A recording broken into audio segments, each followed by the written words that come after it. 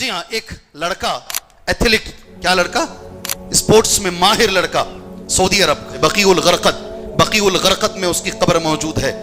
अब्दुल्ला उसका नाम है। एक दिन वालिद साहब के सामने, तब उसकी उम्र तकरीबन 16-17 साल 18 साल के करीब उम्र है। वालिद साहब के सामने उसकी जेब से लाइटर गिर गया। क्या जी? वालिद साहब ने पूछा उसे, ये तूने जेब में रखा क्यों है? उसने कहा कि बस ऐसे ही रखा है।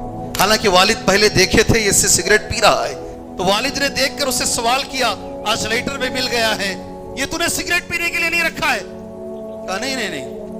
बात बढ़ती गई। उसने कसम भी खा ली कि मैं सिगरेट नहीं पीता हूं, और इतनी ऊंची आवाज से, जोर से चीख मार के वालिद के सामने बात करने लगा। वालिद को गुस्सा आया। वालिद ने कहा, जो तू गर्दन ऐंठा के बात कर रहा ना मेरे सामने, अल्लाह ये गर्दन को ही तोड़ दे। बात खत्म हो गई, वो निकल गया अपनी जगह पर, वालिद अपने काम से निकल गए।